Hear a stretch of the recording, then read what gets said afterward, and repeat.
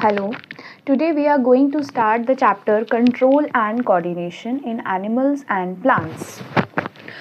So, control and coordination are the functions of the nervous system and the hormones in our bodies. तो क्या मतलब है इसका? देखिए, हमारे शरीर में बहुत सारे डिफरेंट प्रोसेसेस होते रहते हैं, जैसे कि हम लोगों ने लाइफ प्रोसेसेस में पढ़ा डिफरेंट प्रोसेसेस, जैसे कि रेस्पिरेशन, हमारा डाइजेशन, हमारा एक्सक्रीशन, सर्कुलेशन और भी बहुत सारे लाइफ प्रोसेसेस होते रहते हैं हमारे बॉडी के अंदर।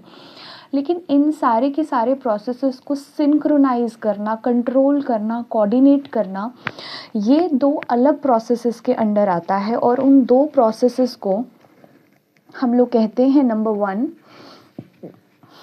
Is the nervous system,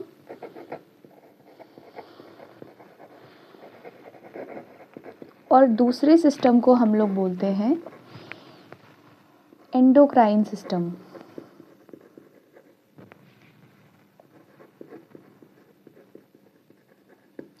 endocrine system हमारा हार्मोनल सिस्टम होता है,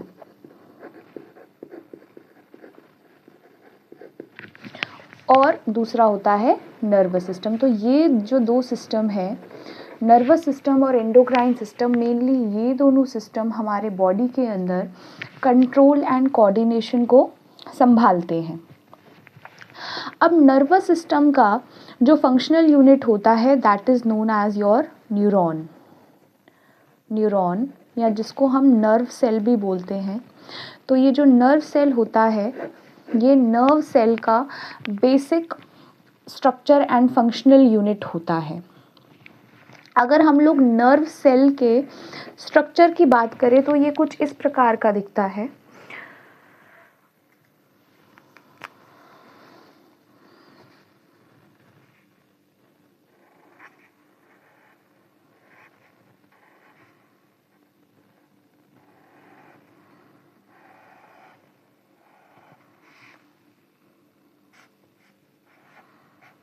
This is a typical structure of a neuron.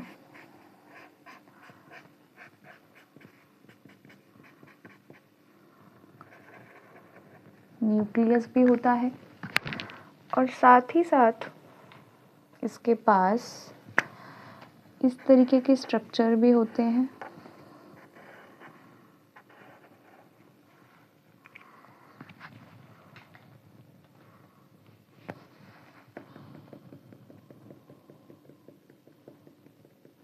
तो ये एक न्यूरॉन है। This is a structure of a neuron. Neuron हमारे पूरे के पूरे शरीर का सबसे लॉन्गेस्ट सेल होता है।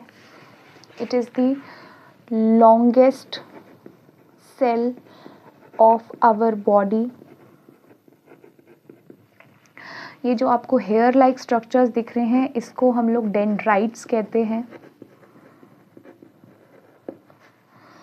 This portion is known as the cell body of neuron.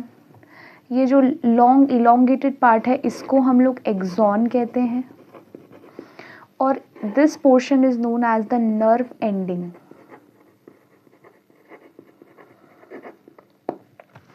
Axon के ऊपर यहाँ पर कुछ सेल्स पाए जाते हैं। इन सेल्स को हम लोग कहते हैं Schwann cells. These cells are known as Schwann cells. और ये जो श्वान सेल्स है, they secrete myelin sheath। जिनमें भी माइलिन शीथ प्रेजेंट होते हैं, ऐसे न्यूरॉन्स को हम लोग माइलिनेटेड न्यूरॉन्स भी कहते हैं।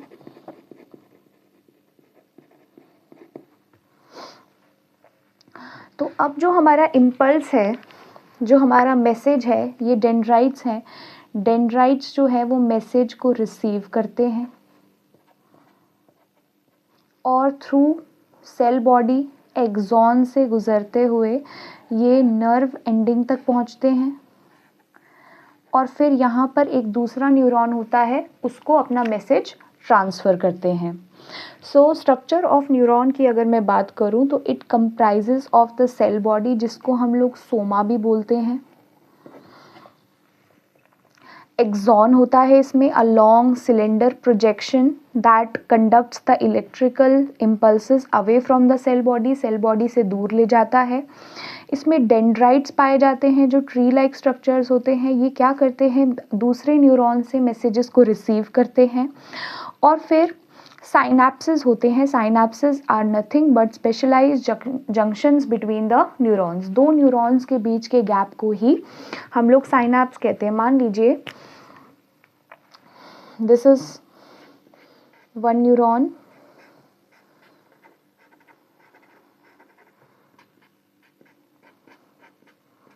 ये एक न्यूरॉन है, तो यहाँ पे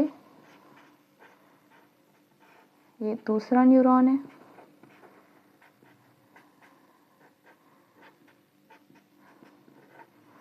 तो अगर आप ध्यान से देखिए इन दोनों न्यूरॉन्स के बीच में, this is neuron 1, this is neuron 2, इन दोनों न्यूरॉन के बीच में कुछ स्पेस है।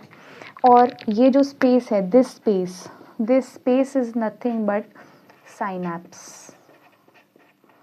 So this is a typical structure of a neuron, and this is known as synapse. Synapse क्या होता है, a chemical